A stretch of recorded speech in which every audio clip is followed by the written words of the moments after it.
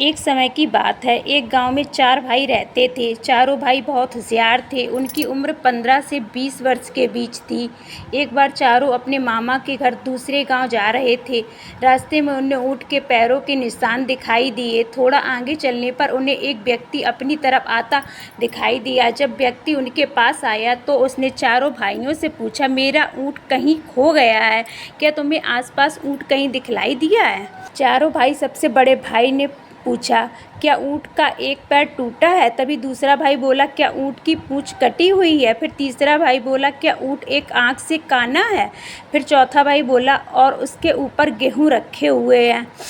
बच्चों की बात सुनकर ऊँट के मालिक को लगा कि अवश्य ही इन बच्चों ने उसके ऊँट को देखा है।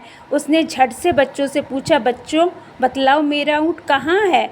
तभी चारों ने उत्तर दिया, हमने ऊँट नहीं देखा। बच्चों की बात सुनकर ऊँट का मालिक बोला, अगर तुमने ऊँट नहीं देखा है तो तुम्हें कैसे मालूम कि ऊँट लंगड़ा है, काना है, पूँछ कटी हुई है और उसके ऊपर अनाज रखा हुआ है? फिर भी चारों भाई यही बोलते रहे कि हमने तुम्हारा ऊँट नहीं देखा। ऊँट के मालिक को चारों भाइयों पर शक हुआ कि इन्हीं ने ऊँट चुराया है।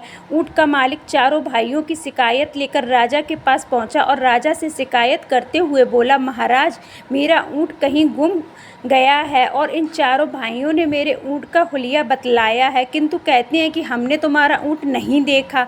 मुझे शक है कि इन चारों ने ही मेरा ऊँट चुराया है।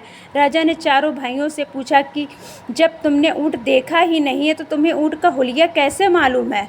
तभी सबसे बड़ा भाई बोला, महाराज, हम जहाँ से जा रहे थे उस रास्ते पर ऊँट के पैरों के निशान थे। एक पैर के निशान कुछ उभरे हुए थे, बाकी 3 पैरों के निशान गहरे थे। इसका मतलब है कि ऊँट का एक पैर टूटा हुआ था, जिसके कारण उसके उभरे हुए निशान बन रहे थे।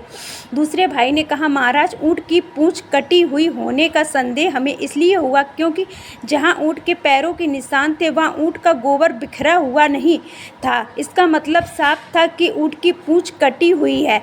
इसी कारण गोबर पूँछ से नहीं टकराया और सीधा जमीन पर गिरा। फिर राजा ने तीसरे भाई से पूछा तो उसने कहा, महाराज, ऊँट जहाँ से जा रहा था वहाँ एक तरफ की घास तो ऊँट ने खाई थी, जिसके कारण वहाँ घास नहीं थी, और जिस तरफ ऊँट की आँख खराब थी वहाँ से उसे दिखाई नहीं दे रहा होगा, इसीलिए उस तरफ ऊँट ने घास नहीं खाई थी और वहाँ की घास हरी थी, इसीलिए हमने अंदाज लगाया कि ऊँट काना है। फिर चौथा भाई बोला, महाराज, जिस रास्ते से ऊँट जा रहा था उस रास्ते पर गेहूं के दाने बिखरे हुए थे, इसीलिए मैंने कहा कि ऊँट के ऊपर अनाज रखा हुआ है, किंतु हमने इनका ऊँट नहीं देखा है। चारों के उत्तर सुनकर उनकी बुद्धिमत्ता पर राजा बहुत प्रसन्न हुआ और राजा ने चारों भाइयों को अपने सलाहकार मंडल में जगह दे दी।